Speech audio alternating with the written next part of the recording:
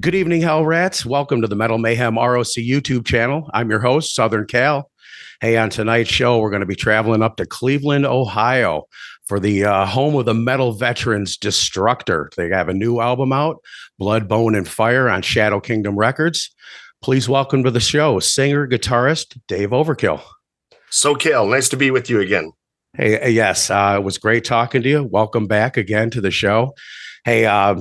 Hey, let's get right into this Blood, Bone, and Fire album. But let's talk about the album art, something a little different for sure from what normally is the Destructor albums. It's got that Pusshead feel to it. We got all the requirements, the naked chick, meat hooks, skulls, cauldrons with bodies boiling away in them, and an Arnold Schwarzenegger four-armed guy in control of everything, and the classic Destructor logo on there. So pretty cool. Let's talk about who was the artist for this. The artist was hired by Tim at Shadow Kingdom Records, somebody that he's used in the past, and he said, "Hey, I got this artist.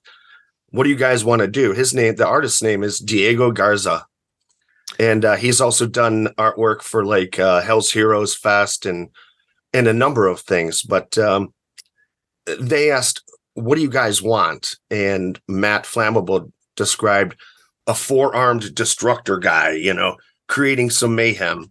And the artist basically just ran with that. And the only thing we said is that it's really, really cool. But, our Destructor mascot, the Destructor with the world on its head, can you incorporate that somehow? And he put it on his belt buckle for the creature. So very cool. It gives that little cap he's wearing, kind of gives it almost the Arnold Schwarzenegger and Conan the Barbarian look, but with the extra arms, of course. Yeah, it's very different. If we looked at the rest of your albums, it's just Destructor, Sonic Bullet, Destructor Forever and Leather, right to the point. So it was nice to have a little something, even though the Back in Bondage had the scantily clad women on the woman on the cover there. It's nice when you get some album art, and it just visually stimulating for sure. Thank you. Yeah, we were very happy with the way it turned out. So cool. Well, let's get into this Blood, Bone, and Fire. It's the first appearance for new guitarist Mark Hellbound. How's that going? It's going great. Nick Janakis, who was with this for about 10 years, left, and he decided just to spend all of his time with Wretch. He's the mastermind behind the band Wretch. Nick contributed 2 songs for this record, Dominate and Ironclad. I worked on those songs with him and wrote the lyrics, but those were mostly his. Like, here's these songs. We wrote those when he was in the band. He decided to leave, and I found Mark in the local scene. He had just left a band he was in, and he's a great guitar player and turned out to be a perfect fit for this band. Blood, Bone, and Fire. To me, this was like being in a firestorm, kind of like, it was just the fury of it all. Great tune on there. Talk about that one if you could. Thank you. That might have been one of the first ones that I actually wrote for the record. And it was actually titled something different. And the music was always pretty much the same, but I couldn't figure out what theme I wanted for it and what was going to work best. And at one point, it just hit me, Blood, Bone, and Fire. And I was like, that actually fits really, really well with the perfect amount of syllables. And it was different than what I was previously thinking I was going to sing. And so it stuck. Let me ask you, let's go back to, let's say, the way you guys wrote songs on Maximum Destruction to what's the difference now and how you're writing your songs for Blood, Bone, and Fire? I guess it's kind of a good question. When we wrote Maximum Destruction, we were just kids. Some of those songs were actually songs that we wrote in high school. So these are some of the very first songs that we were writing by ourselves and or together. Nowadays, it's much more of a methodical effort on, making some really great music. Does it start out any different? No. I got a great riff. I recorded on a guitar, grabbed my phone, put the recorder there just so I could capture it. I have logs and logs of riffs on my phone and other ways to record it. Anytime something comes to me or a lyric, I quick grab it right. Right.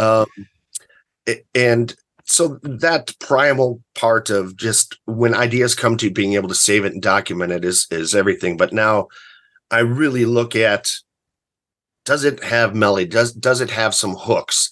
Is it powerful enough? Is it not too long? Is it not too short? I look at things a lot differently now, but I'm a much older guy, and I've written many, many songs over the years. So it's much more of a methodical approach now, as opposed to just some kids going, that sounds great. All right, do this, do that.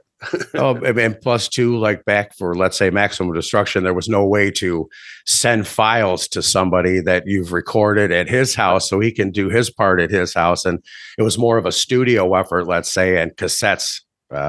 Here's a little quick demo I recorded and working on songs. So exactly. And most of that was us just hanging out at the practice room and partying and drinking beers and stuff and doing some jams and going, yeah, that sounded great. This sounded great. I got an idea I brought with me. What do you think of this? So it was that throw something against the wall and see what sticks back in the day. There you go. Well, again, the comparison metal or Maximum Destruction to the new stuff. You have the instrumental song on there, The Calling. Was this I believe you had the one called Instrumental on Maximum Destruction. Is this the first instrumental song you've done since then? No, on Decibel Casualties, we had a song called Fiery Winds. Okay. I don't really set out to write an instrumental song. It's just by default, like, I don't know where I'm going to sing on this. It sounds more like just a background piece or a theme piece, as opposed to trying to force a bunch of stuff into it. And like, okay, that's going to be the instrumental one, but it doesn't always start out that way. Like, let's write an instrumental. Right. It's a great way to feature the band. And tell us, what kind of guitar are you playing now, and what amps are you playing through? I still play through my Marshall JCM 800. It's a 1984 amp, and I use Marshall amplification, and I have a number of guitars now over the years. Actually, in the recording studio, I used an Ibanez Destroyer, and I used two Hamer Sunburst guitars. And I just bought those more recently and found them as a really good deal. Play great. Threw some new pickups in there. Had a friend of mine that's a guitar tech dial it in with the intonation and everything. And some of my cheapest guitars are my go-to guitars when it comes to some things nowadays. Right. My $2,000 Les Paul, I haven't used for a recording except for the Vulgar Devils band. But if the guitar sounds great, and I can play really well on it, that's all that counts. Now, the guitar sounds great. This is why I asked what kind of guitar you were playing. Love it. Let's move on. Hammering Steel. That kind of threw me also back to the Pounding Metal, or I'm sorry, Pounding Evil song. Singing along to that. It's just another great song. Talk about that one. That's a song that just seemed to be a great anthem song. Like, it's easy to sing along to. Wanted some choruses where it's very, very simple. Hammer, hammer, hammering the steel. Everybody could join in on that, or you catch on to it in 2 seconds, right? But the riffs that are in there are such that it's still a very, very interesting and very heavy, and it might be the most thrashiest song on the record. So that one we might actually do a video for. We did a video for the song Heroic Age. Yeah. I'm going to do one more video for this record, and then we've been starting to write another record yet. So don't want to get too far ahead of everything, but things are going really good with the creative process and the time and energy and funds available to the band. Well, that's great. When this album came out, just as because there was such a long gap between the Maximum Destruction and the Sonic Bullet. When Sonic Bullet came out, I was like the happiest guy on earth. It was like some new destruction, new Destructor. I always look forward to it. And this album, top to bottom, it's just classic. You guys never veer from your style. You're not looking to write that power ballad, and it's just straight on Destructor. You've stayed true to your sound. It's more of a modern sound, let's say, technical, a little more technical. The drumming is just insane. Matt Flammable, just an octopus. He's gotten better over there. the years. He's like 67 years old. You know, if I do live to be 67, I hope I can do anything half as well as that guy can drum. It was just pounding drums. You talked about the anthemness of hammering the steel. I found Heroic Age to be that kind of an anthem song on that album. I'm singing along to it. It's got the great chorus hook in it. It really, just the story in itself, it's a great song. Again, elaborate on that for us. So I started to write, it was the last song that we wrote for the record, and I had this riff, and to me it sounded, I was like, it kind of sounds a little bit like Accept or something, but it's simple, but it's catchy, and it has a lot of room to sing. And that's really, really important. Sometimes thrash bands forget, the riff is so freaking busy and you're trying to throw all these lyrics over the top of it. And where's the hook? You find yourself struggling to listen instead of it just pouring in naturally. But I started to collaborate with Sandy Kruger, God rest her soul. She passed away. She was local queen of heavy metal here. She was the singer of the band Sacred Few back in the 80s.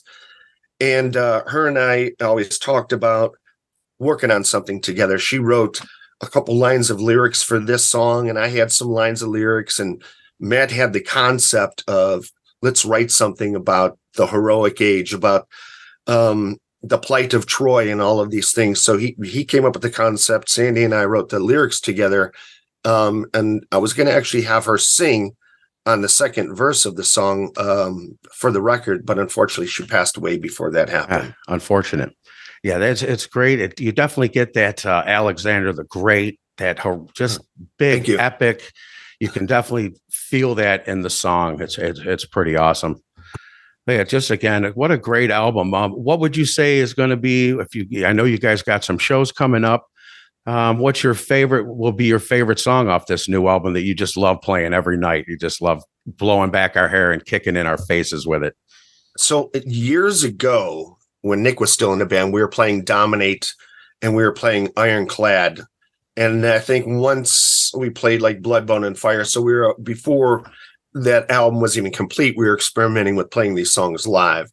Right. So when we were in Europe, in Spain this past March, we thought, all right, these guys and gals are only going to want to hear the classics. So the set was mostly Maximum Destruction. You got to play Sonic Bullet.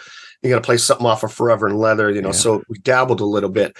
And one of the guys approached us and they said, you got to play something brand new off of the record. And I thought, sometimes bands lose people. They're like, oh, okay, we're going to play a new one. Everybody's like, huh?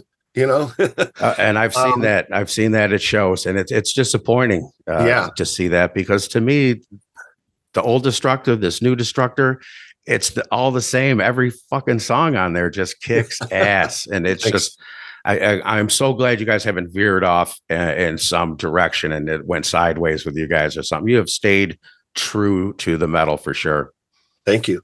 So when we were standing there backstage in the lounge area or whatever before we played, we're like, oh shit, we're gonna have to pull a song. What song are we gonna pull, and what song are we gonna play? And so right then we just like put our headphones on, we listened to Ironclad, and we're like, okay, yeah, we haven't played this in a minute, but we have been playing it. So we decided to go out and play that song, and it has a riff that's lures people in immediately and stuff. All of a sudden, everybody started thrashing, and a pit started for this brand new song nobody heard before. And we had a very good reaction in Germany when we played that song, and it's still, the album had yet to come out.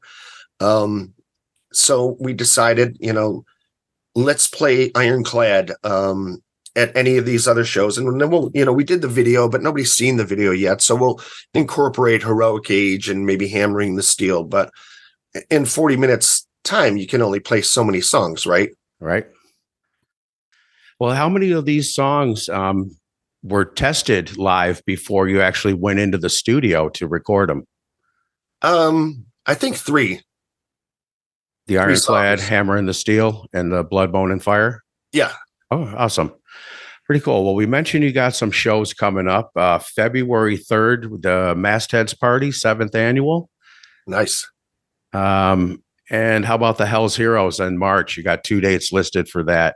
That's in March. Yep. In February, we're going to do a little showcase show with our friends in Olathe at the Beachland Ballroom and Tavern. And I'm working on some other shows and trying to, get in festivals and stuff as the year progresses. But that's calendar still hasn't been filled in. So I really can't talk much about stuff that I don't have confirmations on right. yet. Well, the last time I talked to you, you guys were heading down to Mexico City, I believe, for a big festival down there. Do you find that, I know a lot of people have other jobs and, to be able to do what they do with the bands and stuff. So you guys are more of a doing festivals, but is there any chance you leave even like a small couple week tour or anything like that? Or is it strictly kind of festivals and local shows around the Cleveland area? We've considered it, John, and last year, yes, I was trying to plan something for this year in Europe, like a 10-day deal, but the costs of everything and trying to get clubs to answer back after post-pandemic, it just was a very, very slow process. It wasn't coming very easy to me, and we're a do-it-yourself kind of band. I don't have a management, and I'm not paying a management company to do this for me. Right.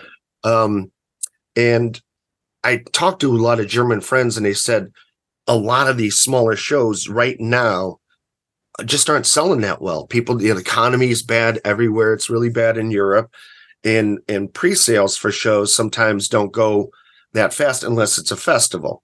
So club shows are different things. So I said to myself, we're going to put that on the back burner. We're going to continue to solicit festivals, and then maybe in 2024 we might be able to put something together, a 10-day thing, just so that we can get overseas and hit some cities up besides the festival type situation. Hey, let's talk about some other things here. I noticed you have Tony Bourdain's books, Kitchen Confidential and Medium Raw. Tony was definitely, I'm in the culinary business as you were, a big influence on, especially in a dark time of my life. It actually picked me up and inspired me to kind of get back on it. You experienced burnout. So it was a great book that lifted me up. And talk about your liking of Tony Bourdain stuff. Well, I first discovered him when he had the television show No Reservations. And I think I actually saw it before that when he had the program on a PBS called Cook's Tour. Cook's Tour, yeah. And I was like, this fucking guy is cool as hell. He tells it like it is. He seems to like good music. He conveys himself really, really well. He was just an awesome personality and a great writer. And he was never afraid to not tell the truth about certain things. He was a very honest guy. He wore his heart on his sleeve. And I find myself listening to his books now, even though that I've read them. When I'm on an airplane and stuff, I'll go back and I just like, to be able to hear his voice and hear him talk about some of them stories. And, he kind of was a big inspiration, I think, for me too, especially when it comes to culinary. And I love watching like Top Chef and cooking shows and stuff like that, because I'm still a foodie at heart and I still cook for my family. I just don't work in the restaurant business anymore. But it was a shame that he ended his own life, but he definitely brought a lot of joy to a lot of people's lives and some great entertainment as well. Yeah, that was a sad day. It took me months to still just realize that it had happened. I didn't want to really believe it, and which really kind of sucks. It was a sad day for sure. Have you listened to his one book, Bone in the Throat? Have you read that one? No, that's a good one too, and it kind of parallels the stories, the real stories you hear in Kitchen Confidential. So if you ever have the chance to check that one out, I will. Bone in the Throat. Huh? Okay. Yeah, Bone in the Throat. Good stuff there. All right. Well, Dave, I wanted to bring us into this section of the show I'd like to call Rapid Fire. You mentioned when you're on a plane, you're listening to Tony Bourdain's books. What else is on your playlist? Anything new going on? New and interesting you're listening to? Bands or books? Bands. Let's go bands on this one.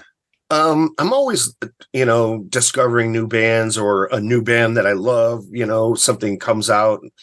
So I try to support a lot of the regional underground type bands, and a lot of these people are actually my friends now as well. But a lot of the stuff that I like to listen to regionally would be like bands like Iron Flame, High Spirits, Savage Master, Lady Beast, just to mention a few. I mean, these are bands that all have a real future in heavy metal and are continuing to make great music, and that's something that I will always support. It's nice to put on that old record, put on Motorhead Overkill, put on Judas Priest, Stained Class, and I still love listening to a lot of different kinds of music. But when it comes to heavy metal, I feel it's very strong. That band Iron Curtain from Spain became friends of ours and named themselves after our song Iron Curtain, and they have a lot of really good releases that have come out, and they just put out another new one. So these are the things that I like to promote, and I like to listen to and share with other people. That's awesome. I asked this question because I had the opportunity to do through one of the people that we work with, let's say local regional bands that they're just that one step from maybe making it big, and bands I've never heard of. And all those bands you just mentioned, I never heard of. So when I go back and listen to it, I'm going to write this down and, check these out. I'm always looking for some new metal. You can only go back and listen to the oldies. It's fun doing it, but I also like to hear some new bands and what's going on to stay fresh. And I'm liking a lot of the new metal bands that I am hearing. It's getting more back to the classic 80s thrash, let's say. So, yeah, agreed. Awesome. Who was your biggest musical influence? Like, who made you want to pick up a guitar and just shred with the thing? When I was a little kid, my dad bought me an acoustic guitar, and I remember seeing Alice Cooper on television, and I was like, "Wow, that is cool." But I had Beatles records. I had like Elton John. I had ELO. I had some of that other stuff, and then I met some guys that were a little bit older than me. They turned me on to like Mata Hoople, and then a friend of ours went to England, and he came back with all these records. He came back with Motorhead and Iron Maiden, Angel Witch, and more, and Pretty Maids, and that whole new wave of British heavy metal. That really started to mold us as we were like 16, 17 years old. But initially, Kiss Alive changed my life. Superheroes with guitars, leather and studs and fire. It was just so exciting. I knew that that's what I wanted to do, or at least that's what I wanted to try to do. As far as singers go, I think just naming like three off the top of my head, I'd have to say Bruce Dickinson, Paul Stanley, and Ricky Medlock from the band Blackfoot were singers that I always tried to sing along with. And I never thought I would be able to emulate them, but a lot of people have actually compared me to those singers from time to time. And I think it's just the way things come out. It's not like I'm trying to do anything. I just open my mouth and that's the way it sounds now. But those were the guys that, want, a singer, guitar player type of guy or something was pretty inspirational. David Metachetti from Y&T is one of my heroes. We were just talking about Blackfoot the other day, me and my friend. But like I've told you before, I could not imagine listening to Destruction with any other vocalist in the band. It's just, it fits, and it's a big part of the band. The sound, the vocals. It's what makes Destructor. Thank you. I love it. You said you're out of the culinary institute or the culinary business right now. My question to you is, like, if you had to pursue, or if you could be any other thing, and what other interest occupation wise, what would you like to take a stab at? Well, I work in the wholesale seafood business.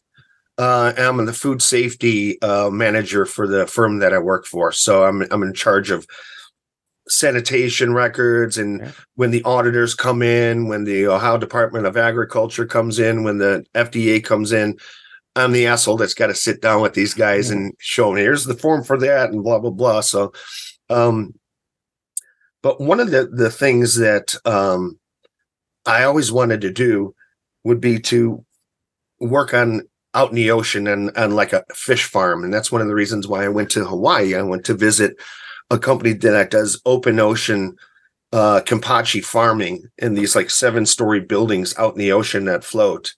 To me, that's really, really fascinating, and it's sustainable. You're able to farm a fish that is environmentally sound for the area that you're doing it in. It's not bad for the environment, and wild fishing isn't sustainable anymore. So there has to be alternatives of good sources of protein to be able to feed the people on this planet and do it properly. Yes. And that interests me. We had a vendor come in about a year ago, and he was with a company.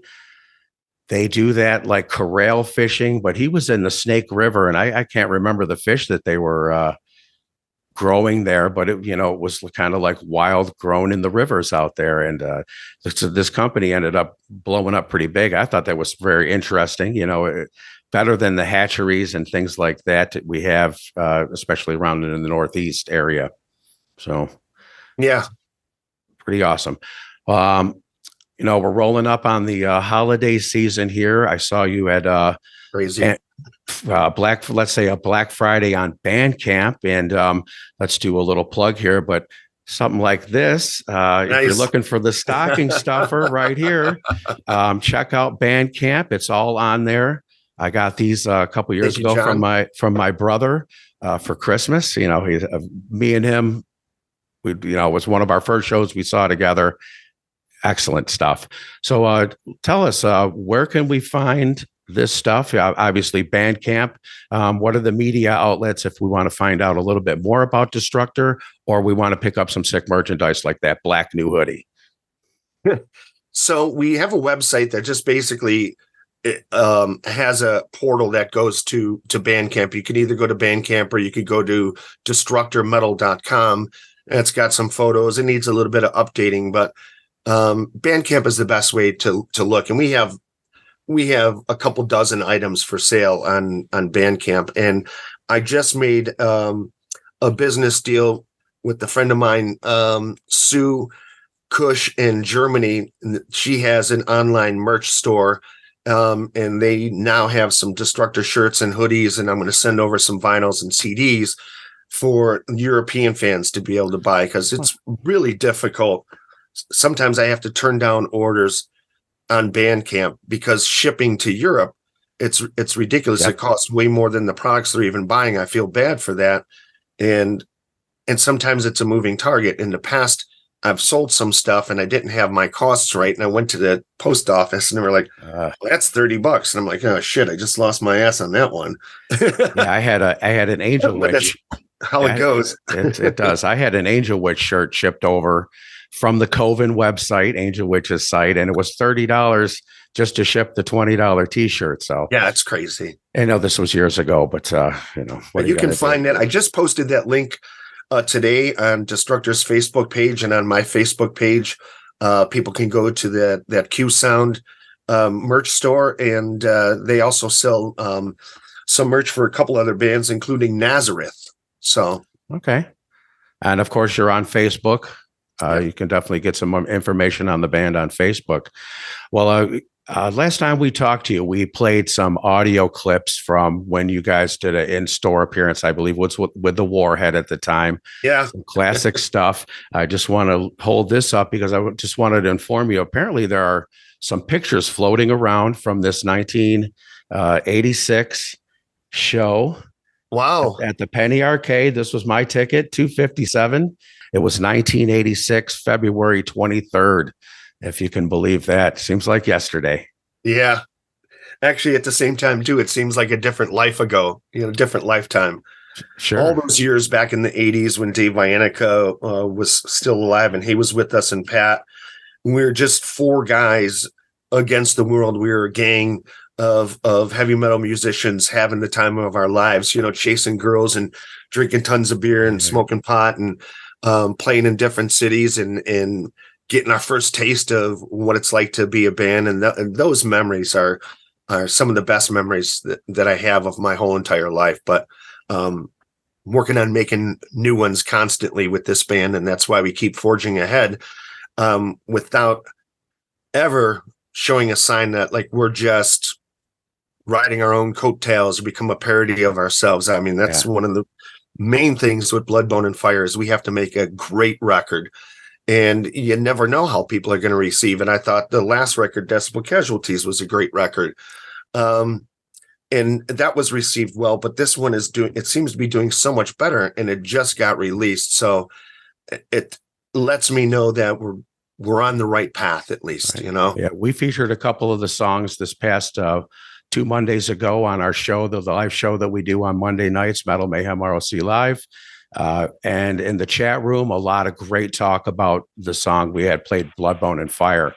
It's just great stuff. And I want to thank you guys for staying true to that Destructor sound. It's never varied. It's not that it's the same cookie cutter each album, because it's definitely progressed into something more technical and everything, but it stayed true to the Destructor root. And I want to thank you guys for doing that. Blood, Bone, and Fire, just an amazing new Destructor album. Check it out if you can. Thanks, Dave. Thank you, Southern Cal. For Metal Mayhem ROC Live YouTube channel, I'm Southern Cal. Metal! Metal for life. Thank you for listening to Metal Mayhem ROC. Check out our website at metalmayhemroc.com for information on podcasts, archives, links to all our live radio shows, and all sorts of info. Please like, follow, and share with everyone, even your non-metal friends. And always remember to keep it heavy.